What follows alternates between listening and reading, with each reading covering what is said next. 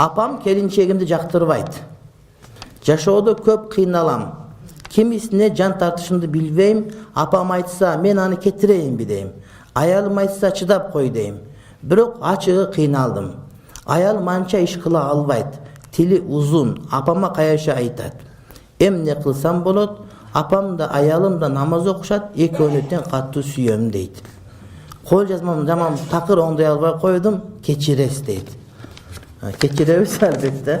Бирок кыргызчаны оңдоп жазганга үйрөнүш керек, бул маданият.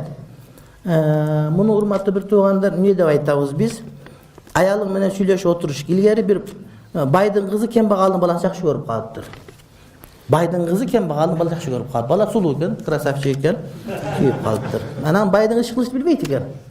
Палит, кир, ушундай, тамак кылганды билбей, чайнектер капкара болуп кеткен. Анан байдын баласына, кембагалдын баласына карап отуруп айтыптыр, бир күн ооруп калыптыр.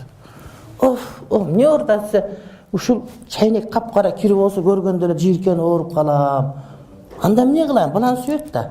Апам ошону кум менен жуйт эле жакшылап, жылтырап калат эле деп. Анан кыз ошентип жана сүйгөнчө кум менен жуп, чайнек жылтырап калып, бала жакшы болуп калыптыр.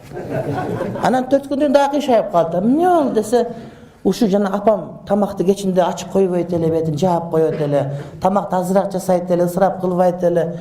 Ошентип отуруп үйрөтүп алыптыр. Ошо саңа урматтуу бир тууганым кеңеш. Ушундай. Сен сүйсөң, ал дагы сүйдүргөнгө аракет кыл, анан дагы жекече жолуксаң айтып берем дагы бир некелерди иншалла.